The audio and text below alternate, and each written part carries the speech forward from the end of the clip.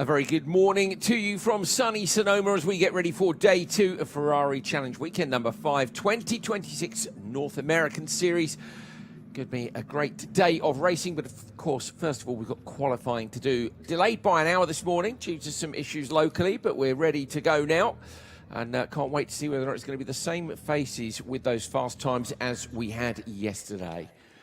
We started the season earlier on this year at Thermal in California, up close to LA. Then, of course, Sebring over in Florida, the legendary Sebring bumpy old place. COTA, Circuit of the Americas, the F1 track in Austin, Texas. Laguna Seca, the roller coaster that lies just over the Golden Gate Bridge. Now we're in Sonoma for weekend number 5.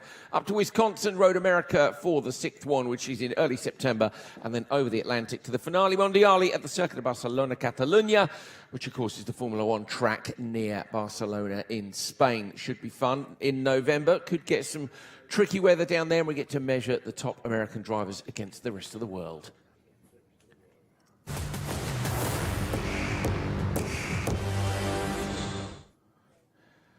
My name's Andrew Coley. Alongside me is Tony Verlander. This is our track map. Tony, it's a great little venue, this. Yeah, this is another very technical track for our Ferrari Challenge drivers. We saw some issues, some offs in the race, especially mid to the end of the race. Qualifying was a great showdown of how fast the track is right now. You could clearly see the speed of our Ferrari Challenge cars on this track. Very demanding sectors. Turn 1 going high speed into turn 2. There are a little bit of bumps on the track. If you run a little bit offline, the grip is not there. So in the race and in qualifying, very important to hit your marks all the time. Also, we saw that you don't have many laps with your tires. You just need to be patient in the beginning, and then you have 2 to 3 laps, which is the optimum performance for the tires. So great day of racing yesterday, and looks to be similar today. Yeah, maybe looking a bit warmer in terms of track temperature, so we'll see whether or not those lap times could be matched from yesterday. Some outstanding performances in that qualifying session. It's not just me and Tony here. Of course, down in the pits is Nina Jade Paul. Yes, good morning from Sonoma. As you can see, the pole position award trophy. This is what our drivers are fighting for today. Qualifying is about to get underway shortly, and we saw yesterday just how important qualifying is, with 3 out of 4 of our pole sitters going on to take the victory. There was quite a bit of chaos in the races as well. Interestingly, Michael Mathers, in his post-race interview, he said he didn't really notice the chaos, and that's the benefit you get from starting at the front of the grid. So qualifying is very important. You can overtake here, but it is tricky. You want that track position. Let's see how this morning pans out. Thank you, Nina Jade. Very fancy camera shot to start there. I liked that as well. Very good. Yeah, indeed. You get to miss the carnage. Tony, I mean, you said there were a few offs. It was a lot, to be fair, in the Copper Shell encounter halfway through the race. We were quite surprised there were no full-course yellows. Loads of cars off track. Most people managed to recover, but it meant then that the top drivers were into lapped traffic much earlier in the race than we would have expected. And it gave us a brilliant end to the race yesterday. Yeah, this was something that I was having a thought after the race, why this was happening. So my conclusion is, as we have 4 categories and we have drivers with the different level of experience, and this is one of those tracks where the tire degradation and the car handling is changing a lot during the race. So if you are trying to make your lap time the same way throughout the 30-minute race, it just won't hold. You don't have enough grip with the tires. You need to adapt basically every braking zone, every corner. And if you're trying to make a difference to the other drivers, just trying to pit too hard, this track bites you back. And that's why we had so many offs yesterday. Yeah, very well said, mate. And I think obviously the more experienced you are, the more able you are to deal with that situation. And Copper Shell Am is out first. Now these are our drivers who are on the first rung of the ladder, if you like, in terms of Ferrari Challenge. They are all still going very, very quickly indeed, but those skills come with more lap time. And you're looking at Fabian Sperman here, who was yesterday's winner. He'd been 5 times P2 this season, and finally yesterday got it on the top step of the podium. his family were with him, as they often are at these events, and it was scenes at the end of the day. Everyone was going off down in Parc Ferme and by the podiums, and it was really lovely to see. I felt, Tony, he dealt with the pressure yesterday of he was the guy who caught the traffic but had Melissa Kozira and Michael Moyes right behind him, and he dealt with it. Yes, he was the Iron Man of the race yesterday. Not a sweat in a Parc Ferme after the race, and he had the whole 30-minute race under pressure. He had cars in front that were not in his category, but he had a lot of pressure also from behind, from P2 and P3 drivers, and he didn't make a single mistake and had a very good, solid run. So he can be proud of yesterday's performance, and I think this will be even a confidence boost for him from here onwards. We mentioned with you many times, when things go in your way, you get the pole, you get the win, then they just keep coming. It's somehow a little bit more easy because you know on the mental aspect that you've done it before and you can do it again. Absolutely, yeah, it comes in spades, doesn't it? When it's going well, the confidence builds so much of a driver's pace is in their head. That's Paul Lynn in the 195. Behind him, we're looking at Melissa Kozira, who's about to come past the camera now. There she is. She's your championship leader. Right behind her is Jamie Garrett, who had that P12 with her way back at Sebring earlier on in the season. It has been a great fun season. There's been an event pretty much bang on every month. Maybe slightly longer when we had the break for Le Mans, but it's, yeah, really nice cadence to the season. There's a little bit of a longer break now through to Road America. Nervous wait for some of the drivers as they figure out where they're going to be in terms of the standings. But yesterday we did see, we saw good performances from a number of drivers who hadn't qualified where they might have liked to. Melissa Kozira managed to get back up the order. We saw Jan Bernier and Mitchell Green both got good results after not great qualifying. We saw poor old Tim Dweet had a terrible day though, and that's that championship thing. You've got to keep the consistency going all year, and he had a bit of a rough day. Henry Hummel, we ride on board with now down to turn 7. Yeah, so we have, like we mentioned, Shell Am on track right now. So Tim Dweet yesterday was on pole with 1:31.425. He had an excellent qualifying, showing his performance and what he can do on a single lap. But then in the race, he had 2 or 3 times that he went off.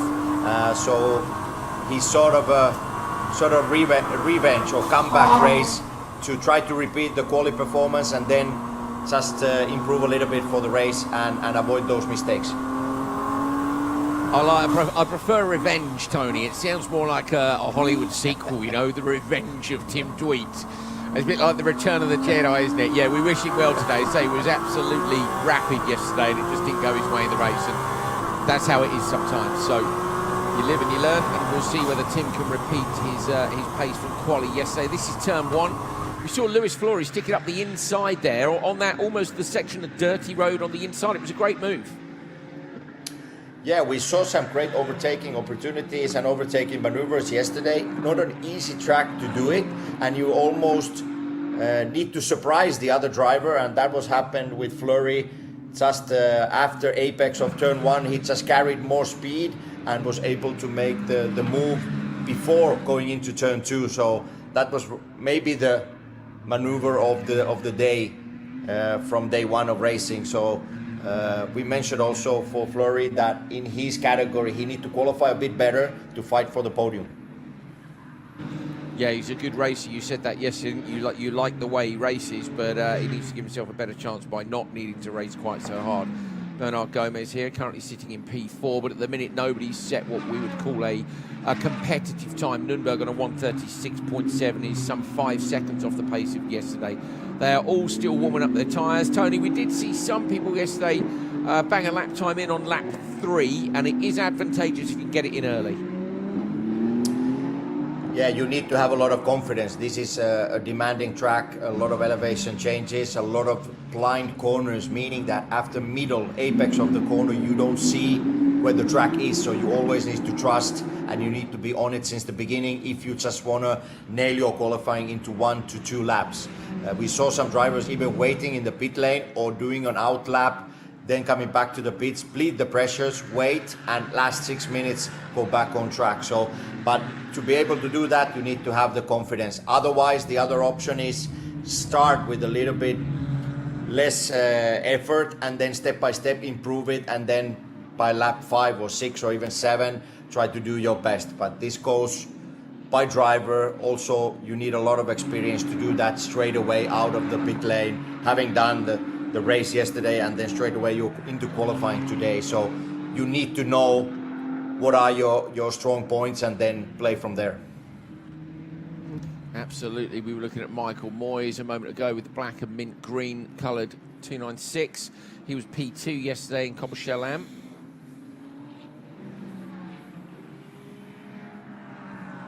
And that's Helen Chu in the 115. Vartugin moves up. Nürnberg goes to the top now, so 132.5. We are starting to see the quick laps come. Okay, here we go. This is Fabian Sperman. He's 8 thousandths off P4 at the moment over the line, and he moves up to P3. So at the minute, Nürnberg, Moyes and Sperman. Sperman yesterday's winner of 7, Moyes was P2. Here comes Melissa Kozira. She was P3 yesterday, but she only qualified in 6th, if I remember correctly. So Kozira will hope for a better qualifying session today. She moves up to 7th, so she's going to go a bit quick if she can. I'm just going to quick scroll through and see what laps. Everybody improving, everybody on their either 3rd or 4th lap. So Moyes a lap behind the others. Let's have a look at Tim Dweet. Yeah, this is this today? Is this just now? Or is this yesterday? Oh no. Okay, so we had an incident in this turn yesterday. I can't remember who it was, but yeah, Tim Dweet having another dusty excursion. Tony, those tyres will need cleaning for a little way to get the pace back in them, I imagine. Yeah, and also the floor and underneath the car is full of dust and full of sand. So Tim over the crest going into carousel turn 6, he had a little sideways, little oversteering movement under braking while turning in. So you have the brake pressure applied and you're trying to request the car to turn left, and he just asked a bit too much and too quickly. Not a big correction, but shows that if you go off the racing line and there's no grip, then this is what we see as a final result, and not an ideal start for Tim. He was super fast yesterday in qualifying, but after that he has done several mistakes, so I think he needs to calm down a bit and get back to the rhythm now.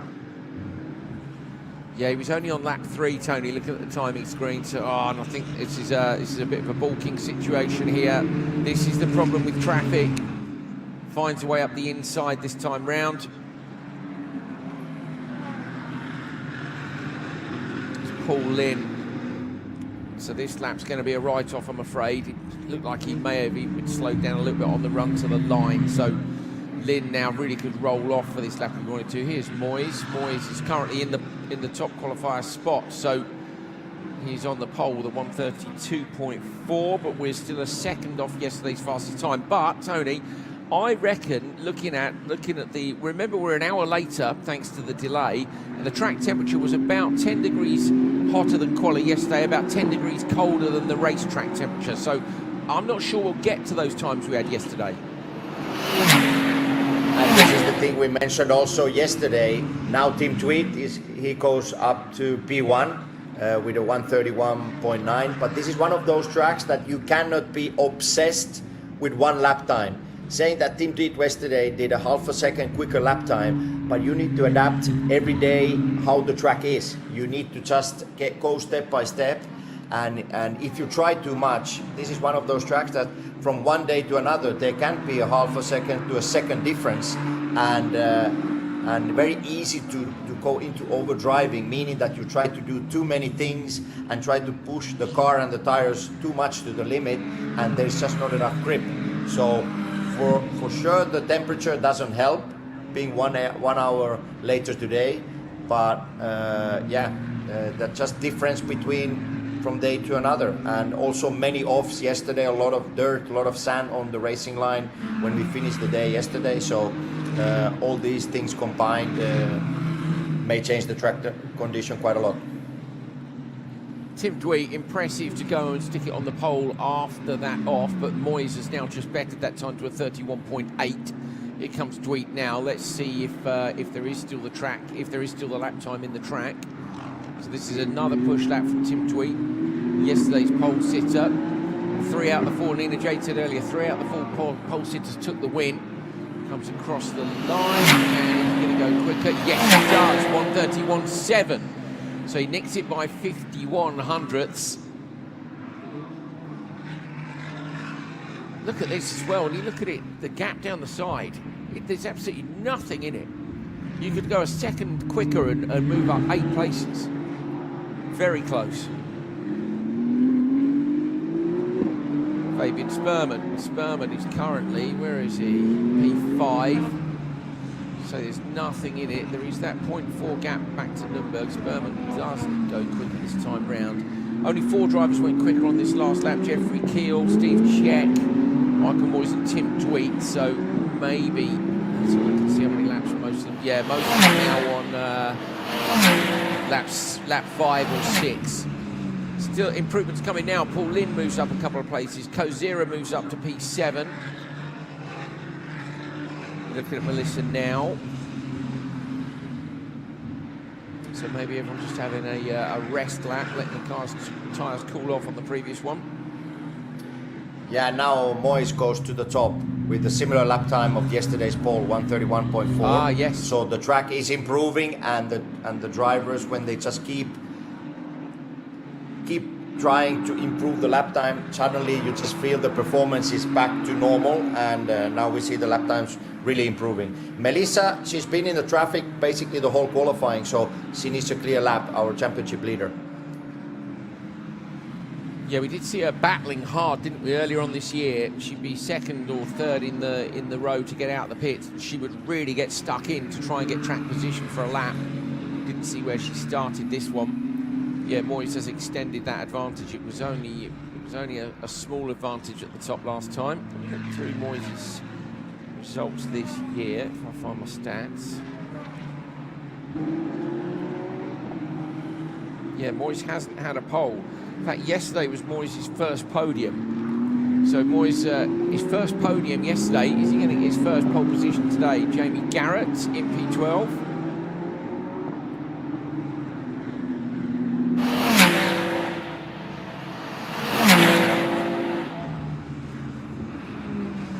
Kozira moves up to P4. Good job. And Garrett up to P8.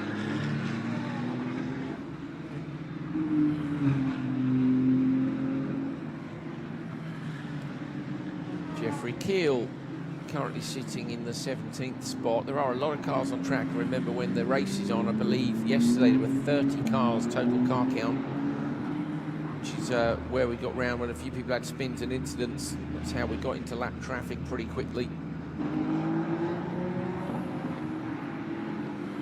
Tim Dweet over the line. Can he respond to Moyes? Yes, he can. Tim Dweet nicks it with a 1:31.3. That's a 1/10 of a second quicker than yesterday. So the track temperature is still suitable even after this number of laps. Tim Dweet bangs it onto the pole on his 7th lap. Absolutely fantastic with 30 seconds remaining, Tony. That's a great lap. Yeah, that's something that personally I wasn't expecting. I thought Tim Dweet with the early off in carousel and 7 laps already on the timing and scoring that you're not able to improve, but he proved us wrong, and what an impressive lap time, showing that the track condition is there, the speed is there, and impressive Tim Dweet.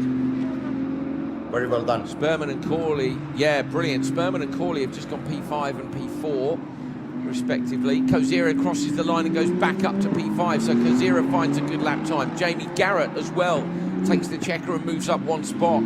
That's way too deep for Moyes, so Moyes has missed it on the last lap. I'm afraid this won't. If this challenge is now, he's been epic everywhere else down this track. He was very deep in 11, and he doesn't improve on that one.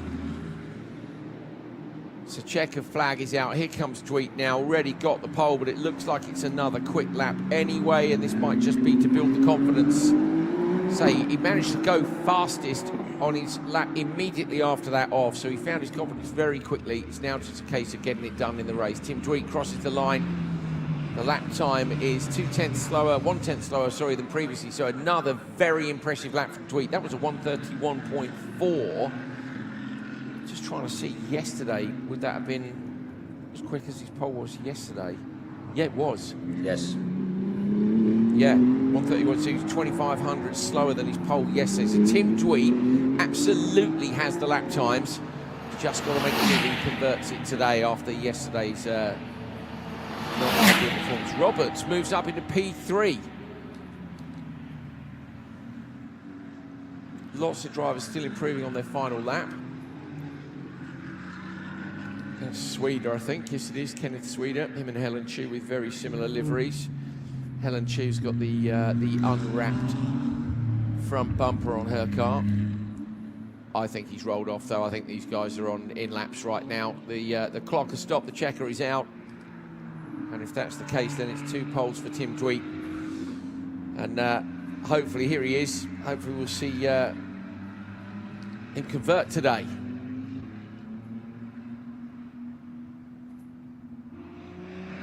First part of the job done.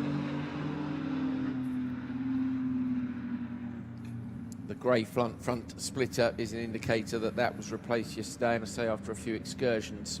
Not a big surprise to see new parts on the car. I imagine we'll see Jan Bernier in a bit in Pirelli Am. That'll be our 3rd qualifying session. He was in the T car after a shunt yesterday in quali, but he made it work. And they are indeed returning to the pits.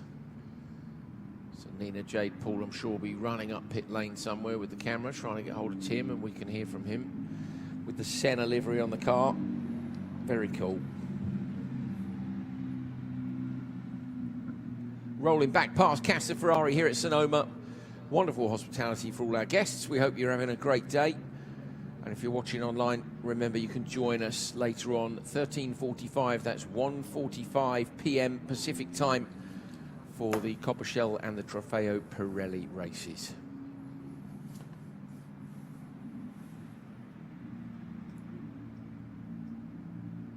Jade's there already. I can see her in the background. There's our camera.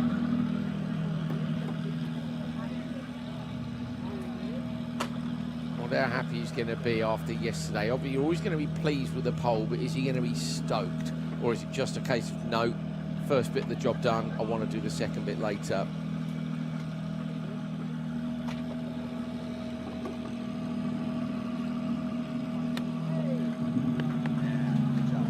Yeah, he's pleased. He knows that's it. That's where he was yesterday. Now time to get the next bit of the job done too. Gloves off, fist pump with the team. Cameras are out, helmet will come off, and it'll be time for a chat with Nina Jade Paul. There's Casa Ferrari. What's that going on in the background? Looks like there's people racing bikes up at the top of the hill.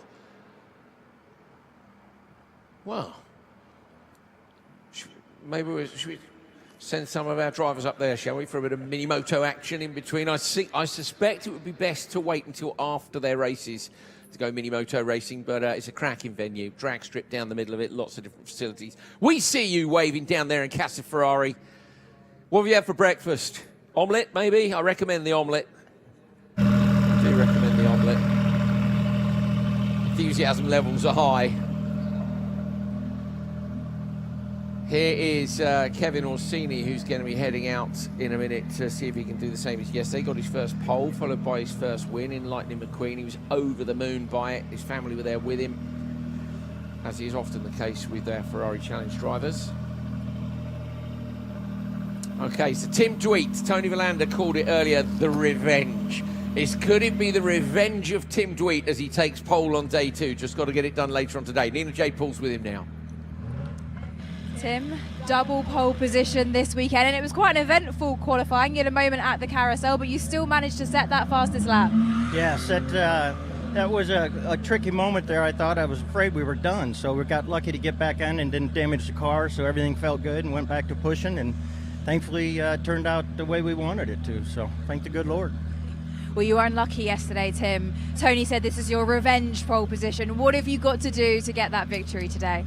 You've got to keep the car on the track. Just stay consistent, I think. We've made some changes back to the car to where it was when it was in qualifying, so I feel a lot better about that.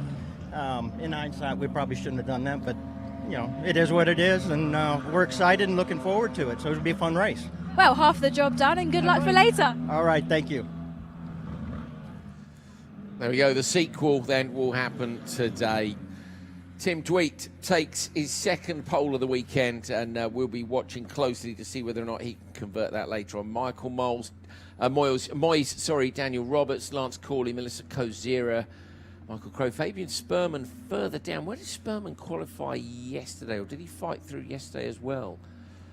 Anyway, yeah, Paul Lynn, Nürnberg, Vartugen, Sweden, Czech, Hummel, Gomez. It's a packed grid for Coppershell Am. Jeffrey Keel and Helen Chu completing the lineup. Green flag is out. Coppershell are out on track as well. I'm flicking through my various bits of paperwork, trying to figure out from yesterday. Yes, Sperman yesterday was on the front row.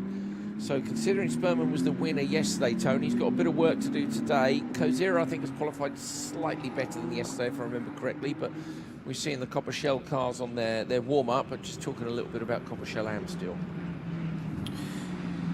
Yeah, a little bit of inconsistency from Fabian.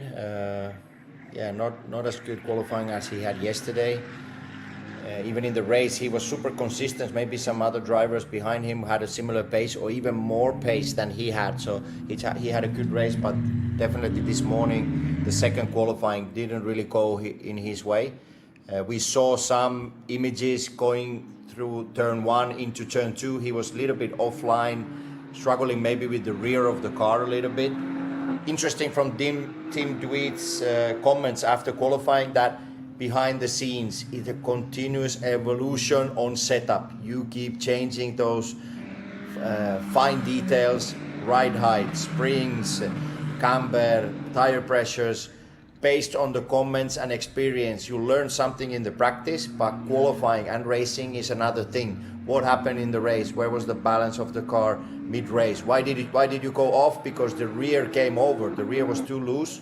So probably Tim Dweet had to rebalance the car a little bit, that the rear of the car is a little bit more safe. Yeah, which you would think actually might have affected his qualifying time, but it depends, doesn't it, if they've run the same settings in quali that they're going to run in the race or not. Valuable track time to try those settings, Tony. You'd think maybe they would have done, but if that's the case, he's proved that he can still do the lap time even with a little bit more rear grip. Yeah, in my racing, when you have stickers, when you have new tires, it always covers the little things that you are missing on the setup. The more important thing is the actual race, because if you have something missing, then with the used tire it's more obvious and you run into bigger problems and you lose way more lap time. So it's a good thing to try things into qualifying, not too much, but that the race is the most important thing. How was the car handling yesterday, and try to go from there. Try to improve the things that you were maybe missing and lacking in the race 1.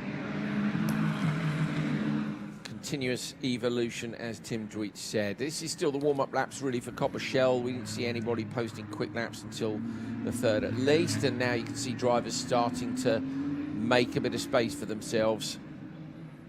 You don't want to be caught up behind.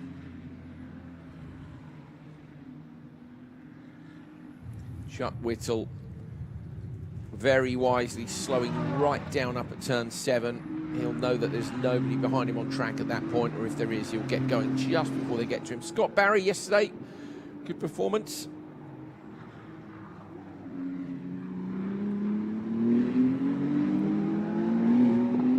Qualified 6th in Coppershell.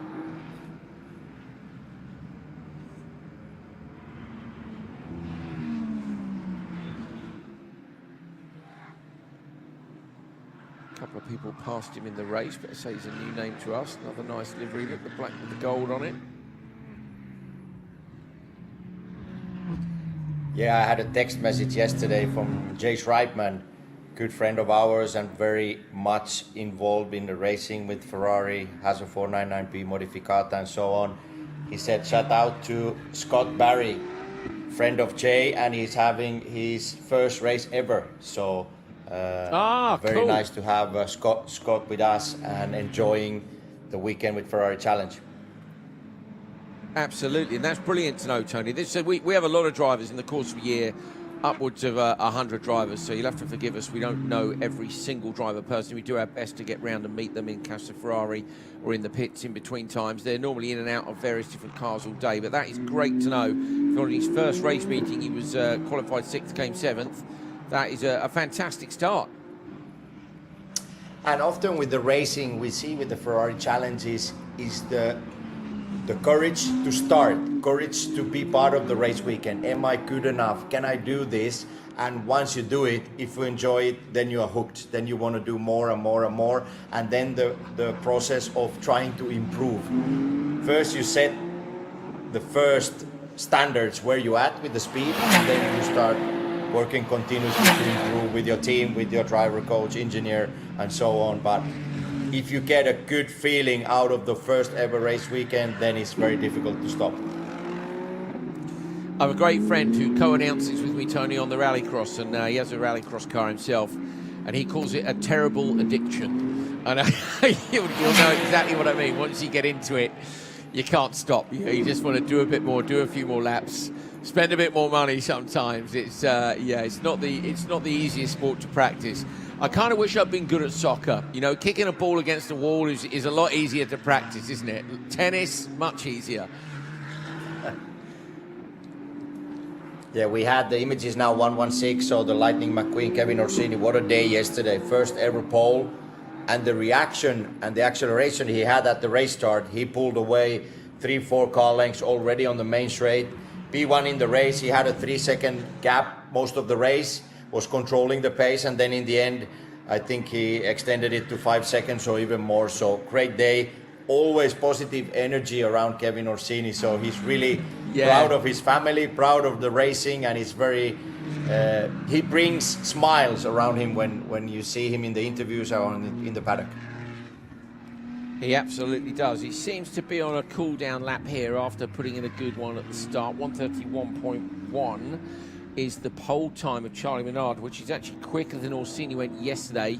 He's on a 1:31.289, which is only about 400 slower than he went yesterday. So even with the track temperature being, we reckon, 10 degrees Celsius hotter than it was this time yesterday, it seems, as we say, that the lap time is still there, both in Coppershell and Coppershell. Might not be the case in Pirelli, because those guys are just that little bit more fine-tuned, Tony, in terms of getting to the limit immediately. Yeah, I mean, it looks pretty similar to yesterday. Both categories so far going 10th or 2 faster than day one. In Pirelli, Kaminski's lap time 1:28.4. That was something else. Cleared almost by 1 second. So let's see if he can repeat that. Rosser 1:30.3, just as me and Tony are banging on about how we think the conditions are pretty similar. Blake has proved us completely wrong. 1:30.3, that's nearly a second quicker, Tony.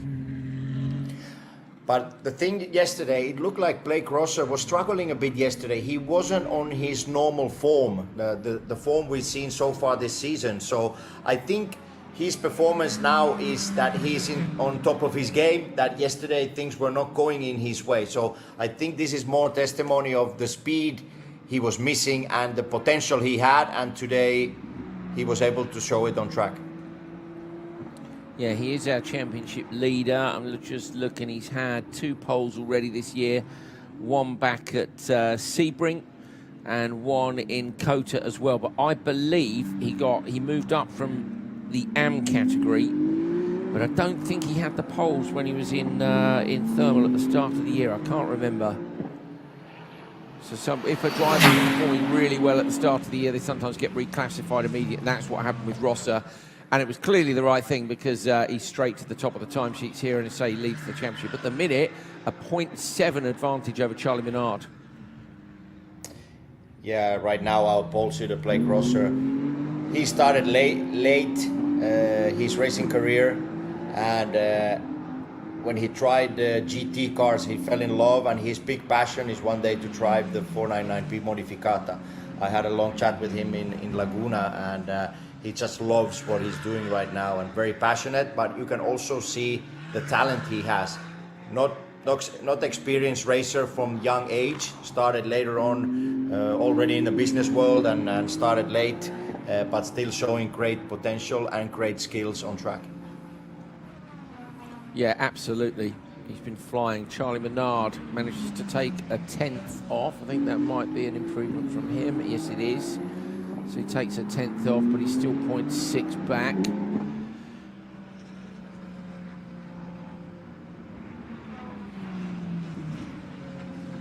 Orsini 0.3 off the back of him.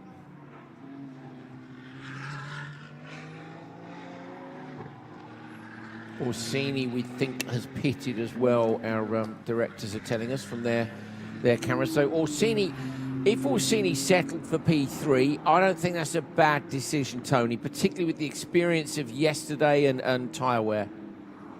P4 now, he just dropped to P4. Yeah, maybe he felt that he had a good lap. He had similar pace that he was on pole yesterday. Today, just other drivers improved quite a lot.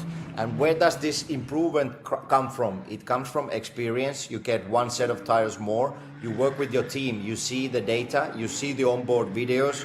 Often Coppa Shell drivers have Pirelli AM or Pirelli drivers in the team. So you compare the data, where to brake, where to accelerate, where is the rolling speed going. You're losing too much time here. The entry speed is not enough. And when you have 11 corners and you improve half a tenth or 1/10 per corner, it becomes 1 second. So these are the things that happen from day one into day two. They are not really miracles, it's just a continuous work. And when the mindset is there that you can do it, you can really make big steps of improvement even overnight. Agreed. Charlie Menard has just crossed the line again, but with a 1:43, he's had a cool-down lap. But I would have thought if he was going to come in, he just would have come in at the end of that run, which he hasn't, we think. So Menard maybe has cooled the tyres for one last crack at it. So setting himself up for one last run. That's Chuck Whittle with the all-silver livery. Behind him, Michael Owens. Both these guys capable of good lap times over the line. Whittle doesn't improve. Where's Owens? I just got my timing screen. Yes, does improve, but down in P9.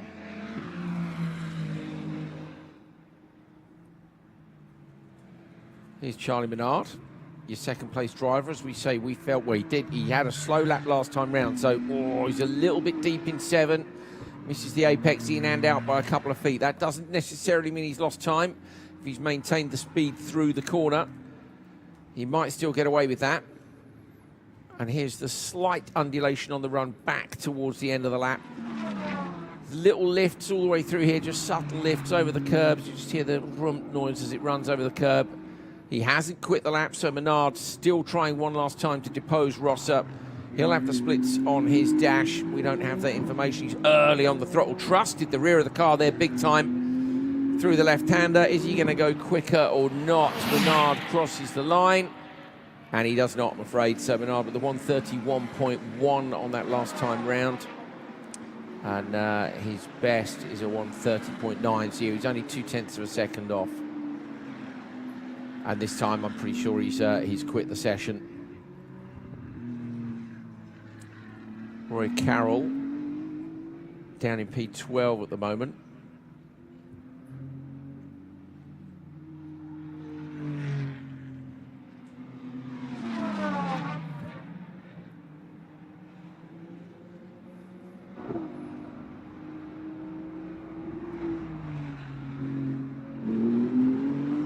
Checker flag will be out in around 15 seconds time, so Carroll might get there in time for one more lap if he wants to. You don't want to wring the neck of those Pirellis too much. I'd say the tyre bales are slightly further in on turn 11 than yesterday, so you might be able to steal just a couple of tenths there. Checker is out, and Carroll gets the check and remains in P12. Yeah, what's your thoughts, Tony, on the tyre bales? It just seemed to me you could use a bit more paint on the inside. Yeah, I think Johnny Kaminski started this racing line. He's very tight from the entry and the whole corner in 11 and almost touching those inside tire barriers. Yeah, the curb itself is painted really wide and it looks like it creates also a lot of grip. So we see the images here. Yeah, you're right. Maybe the tire barriers are 2 feet more inside, 1 feet, 2 feet more inside. Yeah. So yeah, good. Yeah, good. Well spotted. It looks like there's more gap to the actual curb. So yeah, the racing line really looks that inside that 11, the best grip is on the very tight line. We saw Menard on his last lap, and the traction is really there. Also, the track itself, it has more grip now. So drivers need to trust more entry speed. Just wait for the rotation and early on power. And Flory Tony, P6. is there a chance that yeah, oh yeah, nicely done. Is there a chance, Tony, that the lap times here are better because the temperature's a little bit higher as well? I mean, could 40 degrees track temperature be more optimal than 30? I would have thought it's a bit hot for optimal lap time. Yeah, normally I would think it's opposite. So cooler temperature, Yeah. the track itself Faster that has lap been time. used already. Yeah, faster lap time. So it should be better for the engine, better for the turbo. Now we see the celebration from Rosser. So maybe yesterday a bit disappointed, now super happy. So yeah, normally cooler temperature, faster lap time. Yeah, normally cooler temperature, faster lap time. So we are seeing quicker lap times, so we're trying to figure it out here. So it might just be the drivers doing a better job. The Copper Shell drivers, say, with a little bit less experience. Yeah, look at that. Blake's waving to Casa. He'll know that his friends and family are up there watching. And also, we say the tyre bales in 11 might be slightly further in, but we'll know for sure when Trofeo Pirelli gets out. If Kaminsky goes quicker, then there's definitely something quicker on the lap, because he went 4/10 quicker than anyone had gone a week in all the various practice sessions. So if he goes quicker, then maybe it's those bales in 11. But we will see. Blake Rosser, very, very happy indeed. You know, I love it when you look at somebody's body language and it's that obvious. You know, sometimes you have to be a bit of an expert in body language to figure it out. You don't need to be an expert to know that man was happy.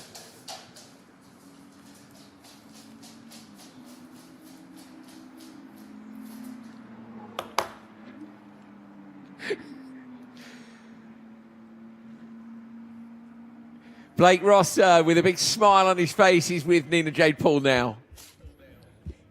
Well, Blake, we were having breakfast this morning in the lovely Casa Ferrari, and you said to me, I'm getting the pole today. So how did you know you were going to hook it all up?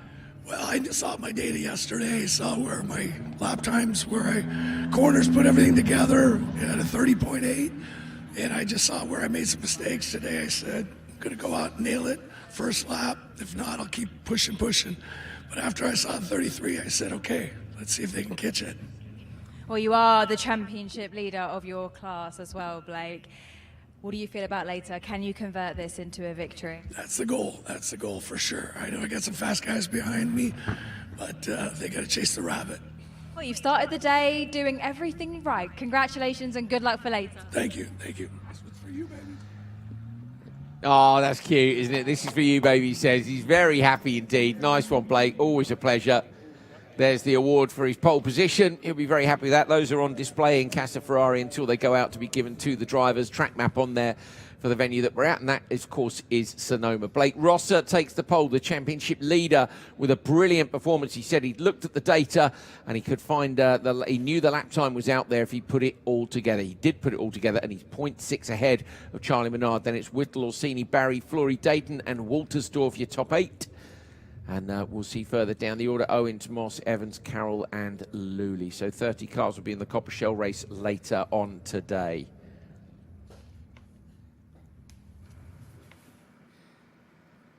Good job, Blake Rosser.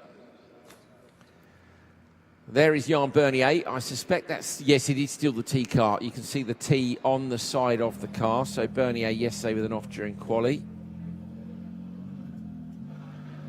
What does that say? Mow better, mow faster. I like that. I don't know what it is. That's on Mitchell Green's car. The decal on the back of the roof here is brilliant. It's in between the Italian stripe that goes over the top of the car. Mitchell leading the championship. The rumble here. And the prancing horse on the back of the car, and the cars are rolling out ready to go.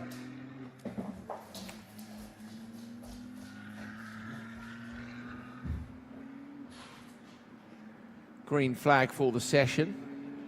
Drivers not rushing to be first out, but there are, there's slightly less cars. There's only 10 here compared to 17 and 13 in the previous 2 sessions. It really is the Trofeo Pirelli guys who've got the most space here. Okay, they are just waiting to release themselves a little bit later from pit lane and make sure they've got a bit of space. That is Michael Porter. So Porter is in the T car, and that's not his car.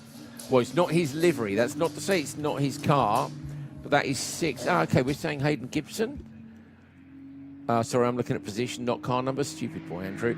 Okay, so yes, that is car number 6. 6T. So Hayden Gibson in the T car. It was Porter. The reason I thought it might be Porter is I say he's sitting in. He's in 6th on my screen, so I looked at the wrong column. But he had that incident yesterday with a bit of contact in turn 2, if I remember correctly. Greg Hopkins out at the back of the track. And this is Michael Mathes, yesterday's pole man and winner. But a few lap times to get sorted. First of all, need to get those tyres up to temperature, and then we can get into the pushing.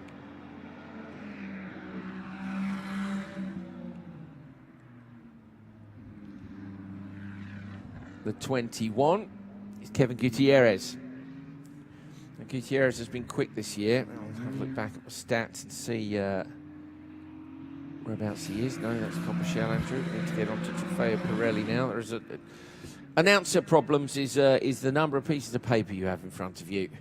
It's quite old school from that point of view. You can't swap digital screens quickly enough in a qualifying session to keep up. So I have a lot of paper, and then I get lost in that as well. So there must be a better way, but I've been doing it for 15 years and I haven't found it yet. So Gutierrez, has had a couple of poles. One from Sebring and one in Laguna Seca. Thank you, Amanda, my producer, for the kind words in my ear there. It's all right. It's okay. Announcer problems. Matthew Dill. All the regulars getting themselves warmed up, Tony.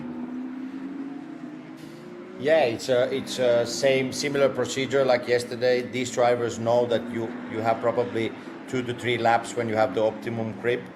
Barrows with all black colored car was the one that really took it to a, let's say, limit. He was in the pits until the last minutes of the qualifying yesterday, and only a late charge with 1 or 2 flying laps and putting the car into P3 in qualifying. So Barrows had a great speed in practice. He was actually fastest in category. He had a good start, but then too many things happened on the opening lap and just in the start of the second lap, and he was out very early and had a contact with Porter that you mentioned earlier. So Barrows is also another driver to follow in this qualifying. Yeah, Mitchell Green just crosses the start-finish line now to trigger timing. Burrows is the only driver who hasn't triggered timing yet.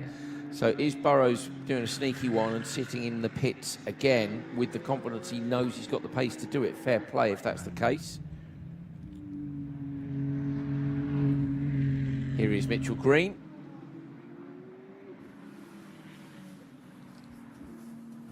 Pretty pleased with his performance yesterday. His driver coach Jamie Morrow said to me, yeah, it was solid. We were messaging after the race. And that's what you need at this point in the championship. Remember, Green leads from Bernier. Coming here, there was only 4 points in it, but yesterday Green finished a couple of places ahead of Bernier, so it went up the gap a little bit. Forgive me, I can't remember the points exactly what they were. The standings don't get updated overnight. We have the TV graphics, but the online standings get updated after the weekend. And it was, if I remember correctly, I say Green has stretched that lead a little bit. 34.1 from Kevin Gutierrez, say twice a pole sitter this year. But yesterday's pole time was, what was it, Tony? Have you got yesterday's pole time? If you haven't, I've got it. I found it. 120, yeah, 129.9. 129.9, yeah. Yeah. Michael Mathes. So yeah, we're 5 seconds off yet, and I think most drivers are only on lap 2. Yes, they are. So another whole lap likely.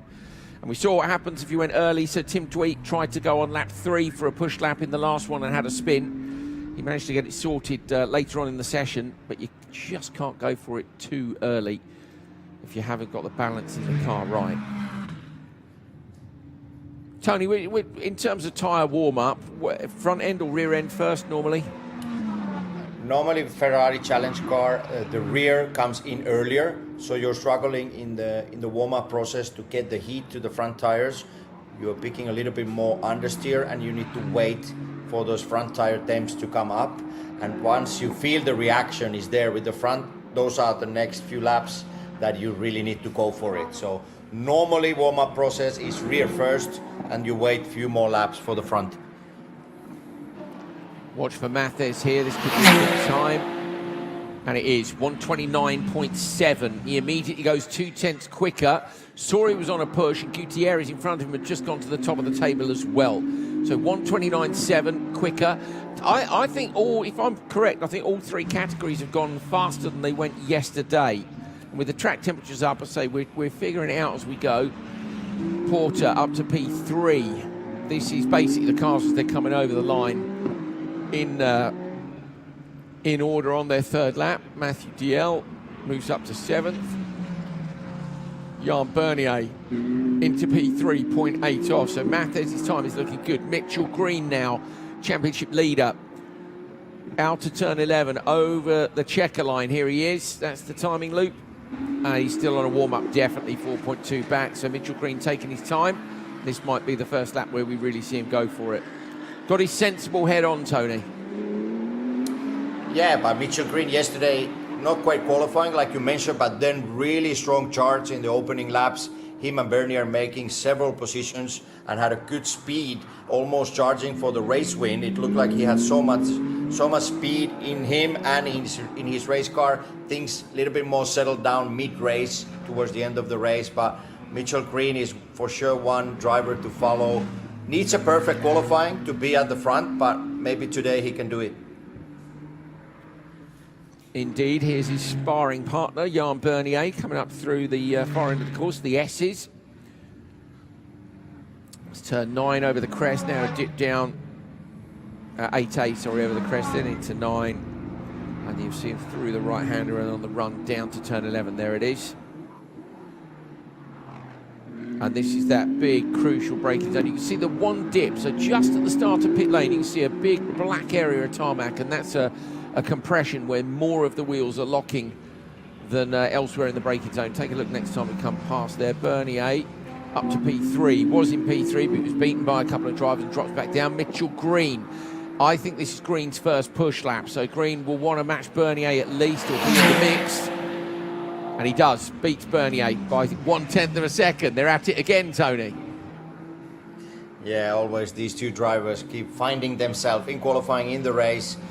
Mitchell looks really strong. He's really driving hard his race car. A lot of confidence going into turn 2, carrying a lot of speed through turn 1. So Mitchell is on it.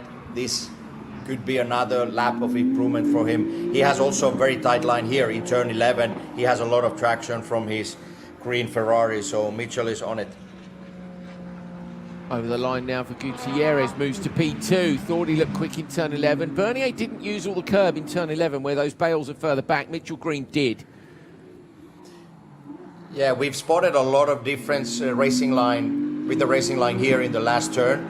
I would reckon the tight line it looks very good. Johnny Kaminsky is using a very tight line. A lot of our pole sitters are using the very tight line, meaning that from the entry they close the corner early and stay the whole corner close to the tires, and you have a tighter line in the exit, so a little bit more space to go on throttle and accelerate out of the last turn. We've seen 7 out of 10 drivers improved on that last lap. Bernier doesn't improve on this lap though, so this is Bernier up in turn 2. It's Mitchell Green behind. Mitchell Green has gone quicker. No. Yes, up to P2. P2. Mitchell Green just 0.037 off.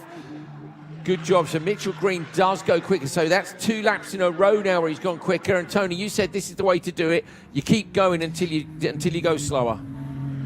Yeah, he knew from his dash, he knew from his driving that this was the fast lap. He even cut a shorter distance to the timing and scoring. So coming out of the last bit of a turn on the main straight, he wasn't going all the way to the right-hand side. He cut it more shorter distance. Let's see if he keeps going or if there's a cool down lap to see if there is something he can still improve. But anyway, Mitchell's driving looks better than yesterday in qualifying. So I guess, Tony, if you take that shortcut to the timing line out of turn 12, you're kind of compromising your line into turn 1 unless you can get back to the wall. So you'd have to do that on a lap, as you say, that you were either going to quit the session or then go for a cool-down lap. And often these things are not something that driver coach or team even decided before. It's something that comes in a moment, saying that this is the lap, I just want to get to the timing and scoring line as quickly as I can. And like you said, then it compromises the next lap. But often you feel when that was the decisive lap, so you might do things like that, things like Mitchell did on his previous lap. Yeah, Jan Bernier is still pushing, but the time isn't there this time, 1:30.4. Mitchell Green crosses the line with a 1:29.9, so also not improving. Look at the gaps. Look how tight is it. Yeah, it's crazy, isn't it? Absolutely tiny. I'm going to switch to interval on my timing screen, and that'll give us an idea. So, yeah, there's less than 0.5 of a second over the top 7. And in fact, it's less than 0.6 over the top 9. That is crazy, isn't it? Okay, a little bit more now. We see it up on the screen. There you go. You can get your gaps and your intervals. Wowzers.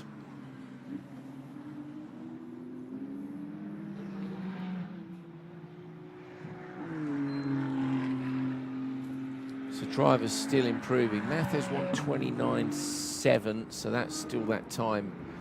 We switch to last. Well, that is saying it's his last lap. So yeah, Matthes has only done 3.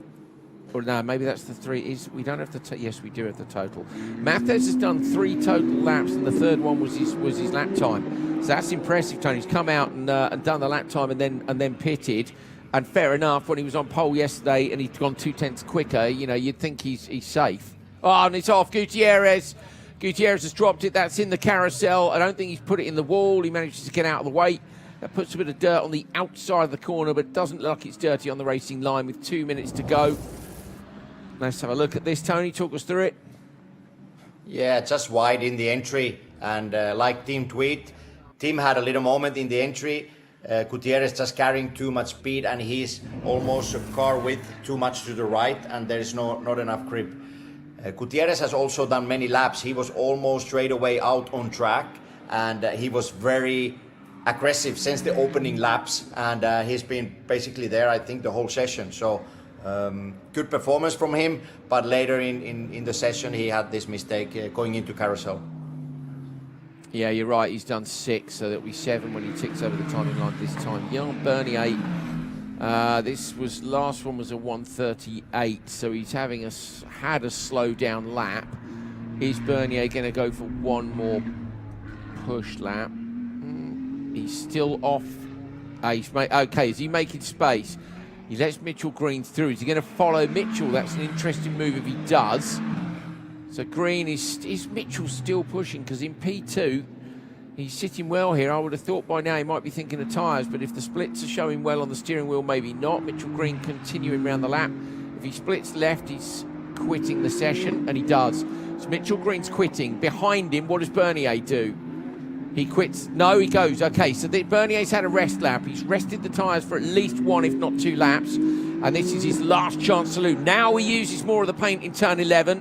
That's better. His coach might have been on the radio to him and said, look, there's more track here. Runs the car out wide over the checkered stripe. And this is Jan Bernier in that title fight, currently down on row 3. And his title rival, Mitchell Green, is on the front row. Tony, this has got to be a good one if he wants to keep himself up there with his rival. Yeah, this is a tough moment for Jan. He had an off yesterday, so he lost a little bit of confidence in the first sector. So he went off in turn 2. He had to use a T-car yesterday. He's using the same T-car today. And the performance is a little bit less. He's not been up there with his solid performance. And Mitchell Green being right now on the front row, Jan needs to improve. This track is difficult. You have the peak of the tire that is more obvious than in many other tracks. So Jan is fighting maybe that lack of a grip and trying to get something more from the steering wheel, trying to drive a bit harder than the tire is allowing him to do. So let's see what he can provide us. Tony staring intently at our monitors here to see the car moving around on the exit to 7. Understeer switching to oversteer in the middle. Car looks good over the crest here, down through the back part of the track. So you're following Jan Bernier, second in the standings in the title fight with Mitchell Green. This has got to be bang on the money. He needs the braking point to be good, and he needs to use all that paint on the inside. He's braking straight now to the inside, which is different than earlier. Now he uses the road on the exit. Didn't use all the paint on the inside for me. Maybe ran the car out deep a little bit early in the corner. Crosses over the line. Is it an improvement? It's not. So Jan Bernier uses the tyres hard for one more lap, but he remains in P6 at the checkered flag.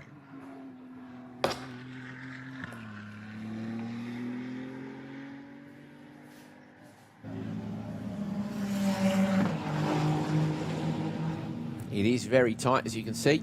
All 9 cars within the 1 second. Intervals at the front, 0.037, 0.033, 0.006, 0.08.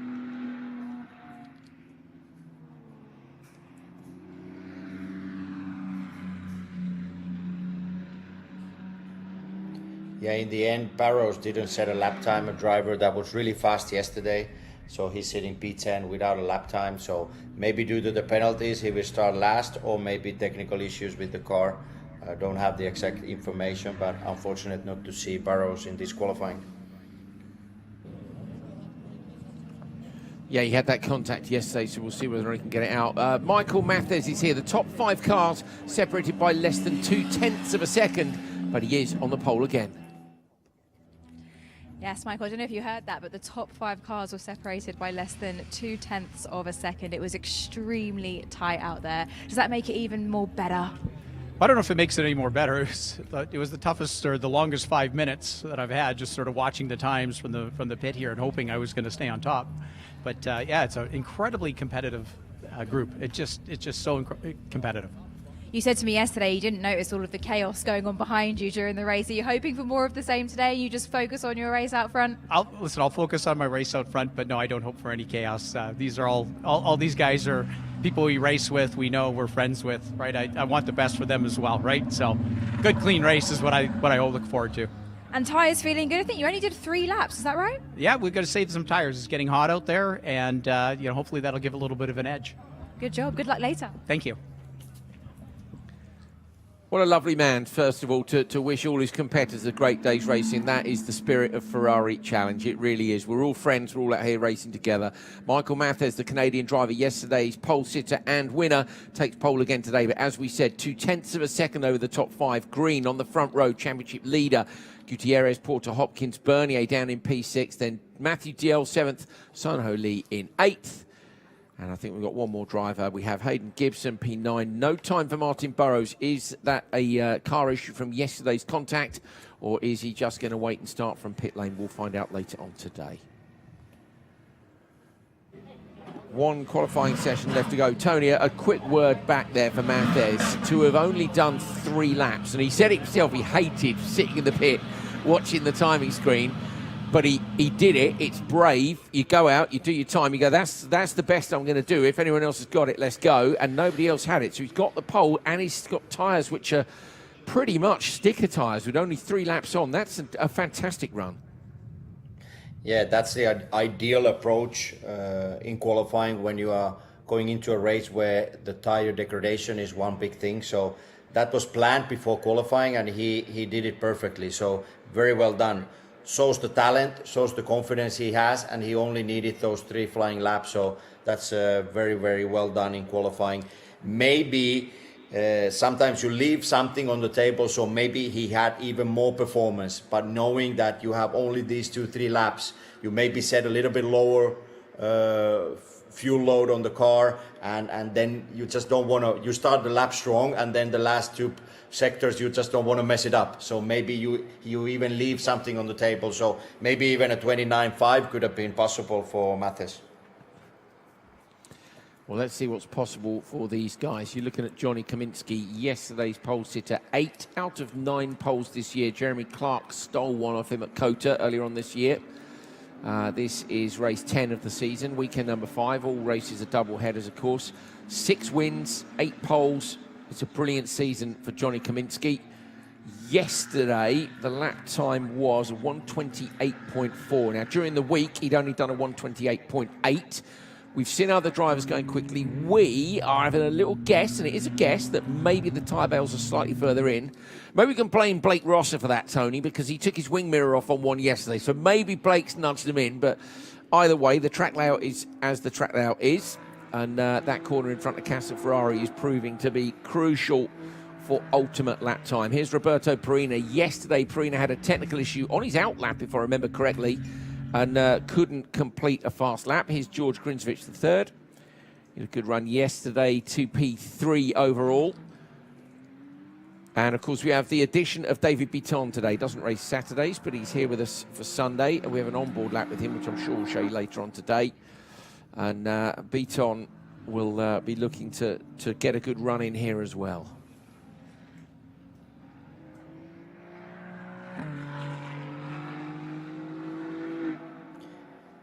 Yeah, so Johnny Kaminsky yesterday, he did at least 2 warm-up laps, and then he was going for 2 fast laps. So we are expecting something similar from Johnny today. Perina, like you mentioned, technical issue in qualifying, started 4th in category, and he was not able to take advantage of the race start or the restart after the safety car, and Perina was stuck in the 4th place, which was a little bit surprising. Here, all red Ferrari number 18, David Biton, like you mentioned, racing with us today. David did the practice Wednesday, Thursday, Friday, skipped yesterday, and he's back with us today. Johnny's performance yesterday was really strong compared to others. Interesting to see if 1:28.4 is something from yesterday that he can even go faster today. So interesting to see, and always when Johnny is on track, it's nice to see when you take our 296 Challenge car to an absolute limit. Freaky fast written on the side of the car. I think he's also got it written on the neck of his race suit now. I'm sure it says freaky around the neck of the race suit. Good stuff. Kaminsky won't go quick on. I say won't go quick. I mean he'll be quick always. But this is very much warm up. You can see it's measured inputs, measured on the brake, measured on the throttle. Just build the temperatures in everything equally. And it takes real patience to do this. You've got to know that you've got it in you if you're going to just bang in the quick lap on 1 or 2 runs round. But by the time you reach in the heights of Trofeo Pirelli, our top category in Ferrari Challenge North America, you should have that self-belief that you can do it. Everybody on their out lap.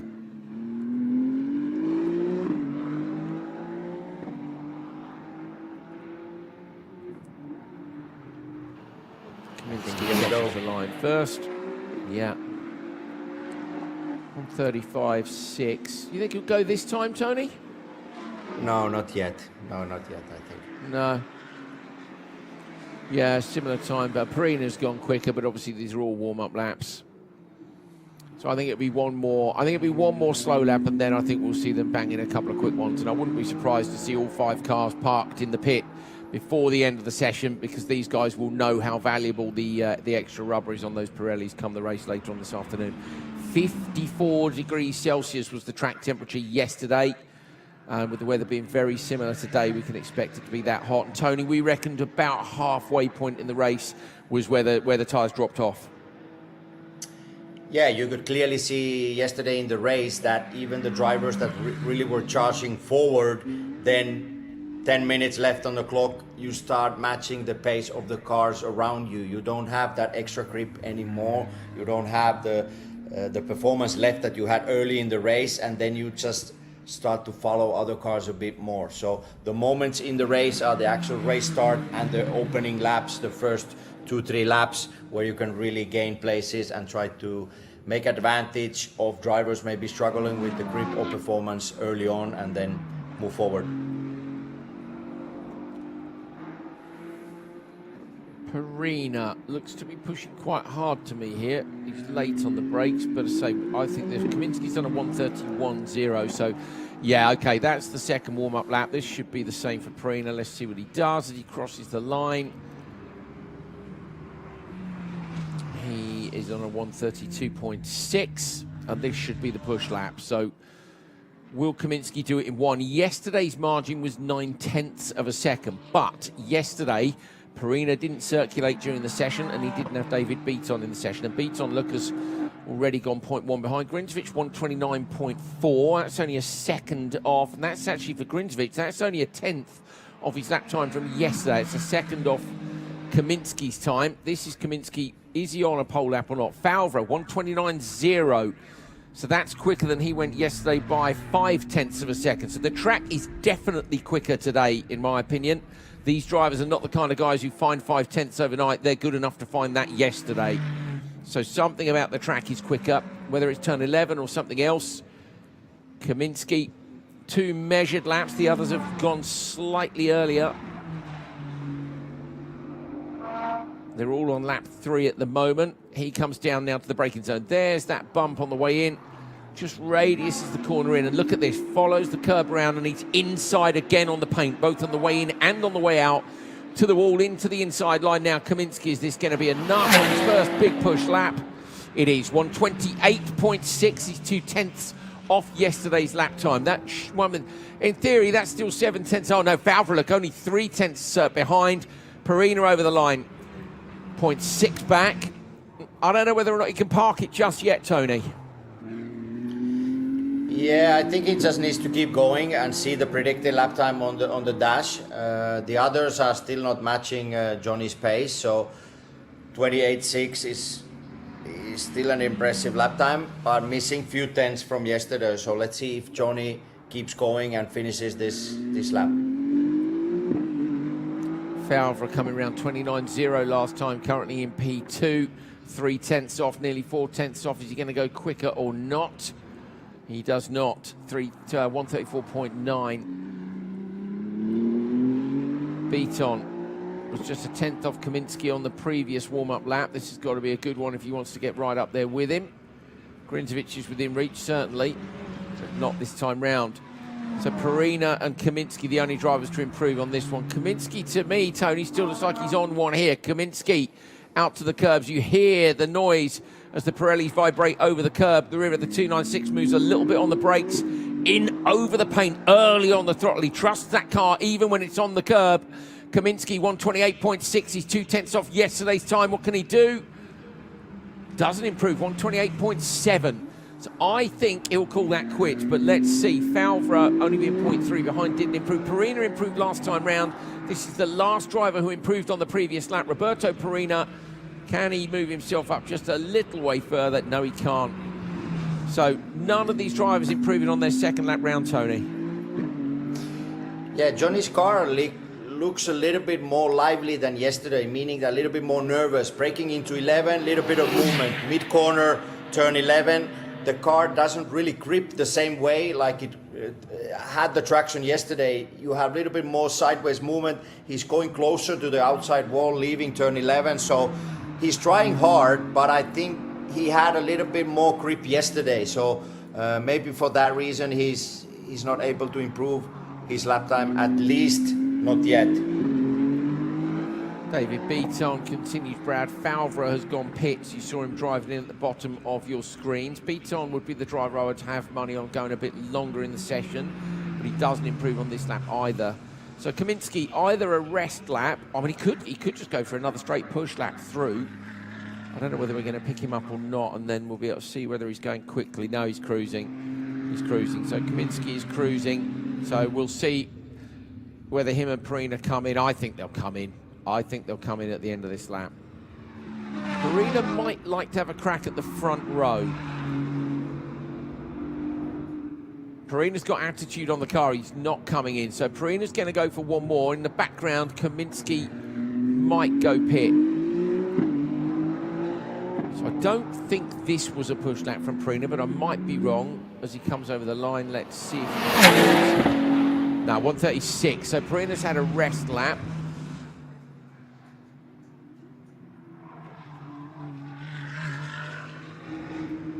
Kaminsky's done a 2:01, so he does continue, but he's not pushing.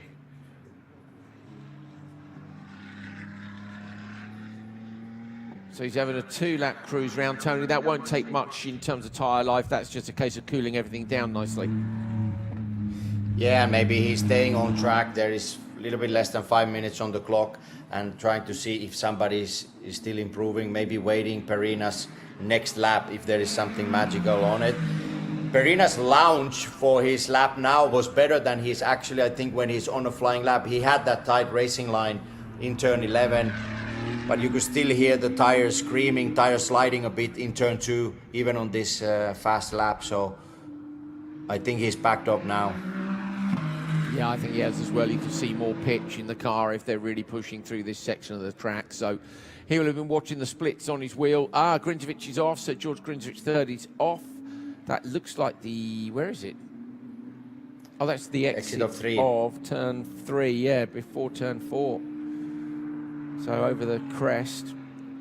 Must be he dropped the wheel in the exit curb. Yeah. Yeah, he dropped the wheel for sure. Oh, he lost it before. Yeah. Carrying a lot of speed. Yeah, carrying a lot of speed, and the rear just comes over. And then he's nice marks on the track. Yeah, perfectly painted on the racing line. I think I might have stayed off the brake there and let it get a bit further down from the apex. Otherwise, you're sitting in the blind spot over the crest. But when you're going backwards, it's not that easy to keep that clear head. Kaminsky comes in. That's what we expected. Fowler, we know, is in. Perina, we're pretty sure, rolled off as well. There's Brian, his dad. A little tap on the iPad here. We're going through the various pages of data that they have. 0.7 of a second across the 5 cars. Beaton missing out on the second row by just 7 thousandths of a second. P1, says Brian, happy days. Brian, a former champion himself of this series. And Grinzovic does indeed come in, so it's enough of an in-lap to clean the tyres. And with 3 minutes left, all our drivers, I think, are in the pit. Maybe Beaton's still circulating. We'll let our TV truck let us know if there's anybody still on track or if they're all in. They're all in. They are all in indeed. So we don't see that. They have more cameras. They can see all the cameras around the track at the same time, whereas in the announcing booth, we only see the race feed that you guys see. Kaminsky climbs from the car, not as quick as yesterday, so maybe blows our theory about the track being quicker, but it was an outstanding lap yesterday. Way to go, buddy. Nicely done.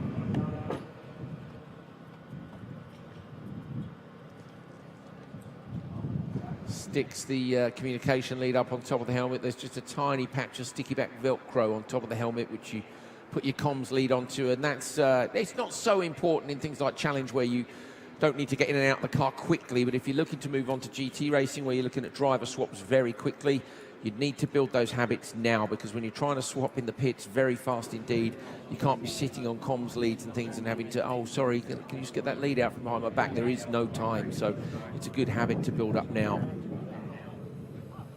Not a mark on the car, look, gleaming with the fluoro yellow wheels. Just a bit of brake dust around the wheels as you'd expect from these full-spec race-bred machines. Johnny Kaminsky heads across to Nina Jade Paul. There is a view of Casa Ferrari.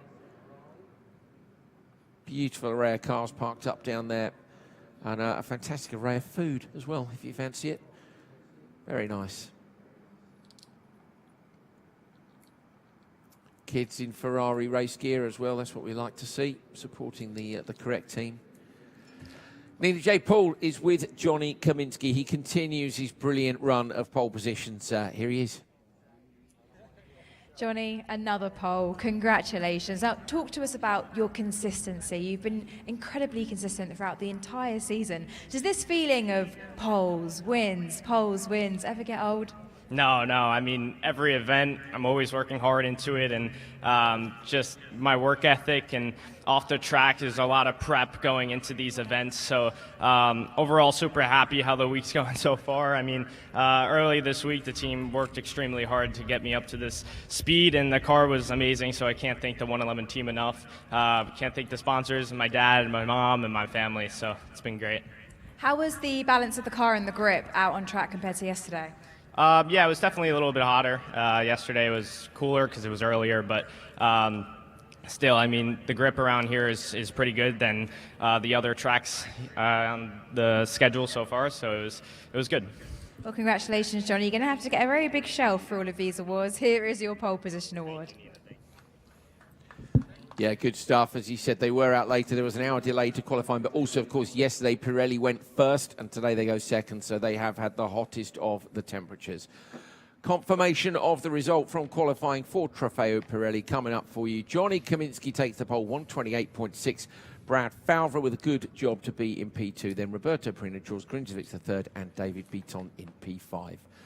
Great stuff. My thanks to Tony Verlander and also to Nina Jade Paul. If you want to watch the racing later on today, we will be back online at 13:45 Pacific time. That's 1:45 p.m. Pacific time. Come back and join us at beautiful Sonoma as we finish off weekend number 5 of Ferrari Challenge North America 2026. We'll see you then.